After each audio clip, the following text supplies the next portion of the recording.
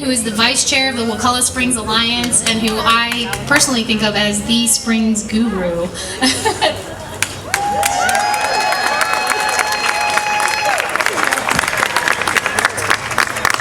Well, is everybody warm and cozy out there? Do you realize that you would be warmer if you were swimming in a Florida spring right now? Yeah. That's where the manatees are. Manatees are no dummies. Have you ever been to a spring at sunrise with the fog gently rising from the clear blue waters that are boiling to the surface, and heard the eerie call of the limpkin, and a mullet jumping, and a manatee blowing as it rises to the surface for air? This is the real Florida. For 100 years, springs were the places for family reunions, school picnics, baptisms, church socials, and Boy Scout camping trips. Most of us have a special place. My first special place was Rock Spring near Apopka when I was 12. Do you remember your first spring? Do you remember how old you were? These are memories that generally stick with us. If you return to that spring today, you will be disheartened. Some of those springs no longer flow or are too choked with algae for swimming. It is sad that our children and even our tourists look upon these geological wonders mistakenly, think that they are healthy springs. We have taken these world-class treasures for granted. Our springs are being lost on our watch. What will our grandchildren think of our negligence? A Native American proverb says, "We do not inherit the earth from our ancestors, we borrow it from our children." Remember the bumper sticker, "When the people lead, the leaders follow." The people are taking the lead through Springs organizations like the Wakulla Springs Alliance, the Silver Springs Alliance, the Ishtutney Alliance, the Florida Springs Institute, the Florida Springs Council, and numerous important allies. Florida's voters approved Amendment 1. If the legislature follows its constituents' lead, we will finally have the opportunity to bring our springs back from the brink. We will have funding, but will we have a springs bill with effective, enforced regulation? Life Federation and General Counsel and a good friend, Preston Robertson.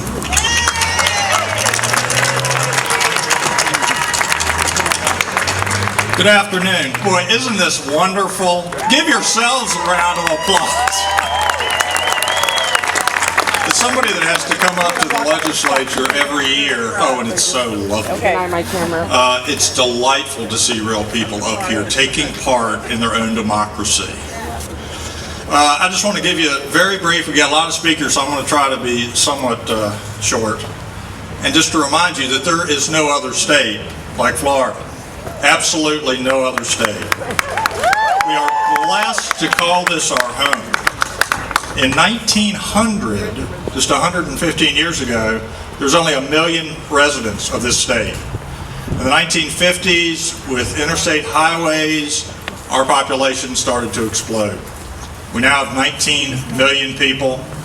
Demographers predict that we will add an additional 4 million Floridians over the next 15 years. Now, our climate and our low taxes and our sunshine have attracted retirees and young people alike for many years. But every new person adds to an already taxed water supply. Each acre paved over denigrates our special places.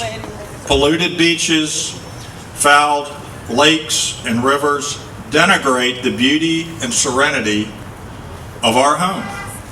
As you all know, action is needed. And it's not just for the sake of ourselves and our children to exist in a state with a high quality of life, but also, I would remind you, and please remind our elected representatives and senators, it's also the basis of our economy. The pillars of Florida economy are agriculture and tourism. Development, yes, is a part of our economic base, but it is cyclic. Is anybody as old as I am? No. But the two big ones by far are tourism and ag. Remarkably, last year, 2014, 100 million tourists came to Florida. They did not come here to see an algae-filled lake, okay? They did not come here to see a dead manatee floating. Now, a lot of folks come to the theme parks, and that's wonderful, but an ever more growing population come for ecotourism. International figures will tell you that ecotourism is exploding around the world, and Florida is the #1 destination for wildlife viewing. #1.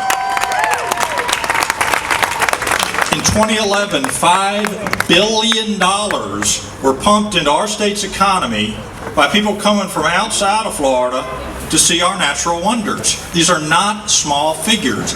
These are the things that create jobs and wealth. Everybody wins with environmental protection. And why do they come here? Because we're the only state with the panther. We're the only state, generally, with the manatee, snail kites, tarpon, bald eagles. Freshwater springs of my home, North Florida, are a jewel, ecological jewel, as Jim said. Sugar sand beaches of the Panhandle, estuaries of the peninsula, on the Gulf, and in the Atlantic make us special, as do, obviously, our remaining forest lands and our ranch lands of Central Florida. 33,000 people and produce $16 billion to our economy. The emerging role of sustainable forestry is critical to the economic and ecological health of our state. You know, since 1960s, the rapid growth of Florida and its sprawling pattern has consumed millions of acres of farm, forest, and ranch lands. Responding to this loss, residents have overwhelmingly voted to protect Florida's fragile environment.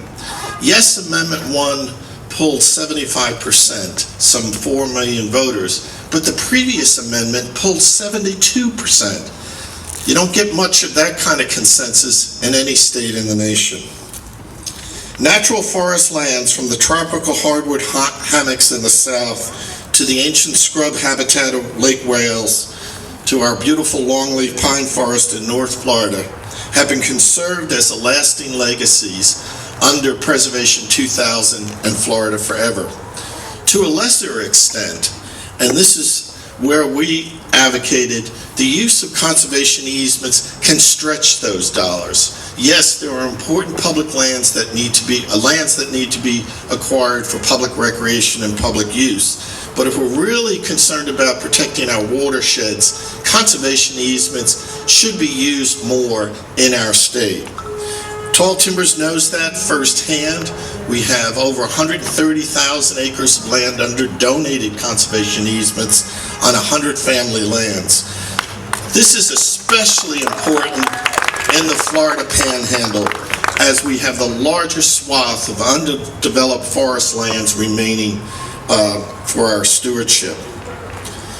The public benefits from this as families stay on the land, but most importantly, that land provides carbon sequestration for cleaner air and climate regulation, and buffer wetland and aquifer recharge areas for cleaner water.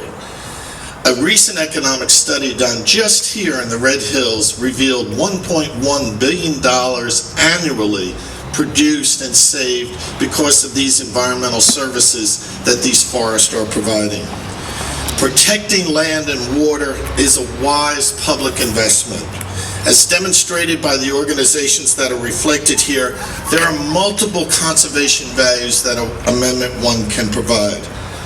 Most importantly, we have a proven track record in Florida Forever and the Community Trust Fund.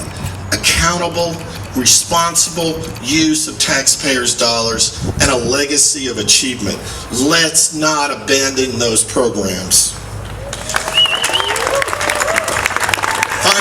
me just conclude that in an era of crying out for bipartisanship, we have a golden opportunity here, Republicans and Democrats, independents, to make a lasting legacy behind us in these halls of the legislature by carrying out the mandate of the people who voted in November and the long legacy of tremendous accomplishments that we have made with these programs. Thank you very much.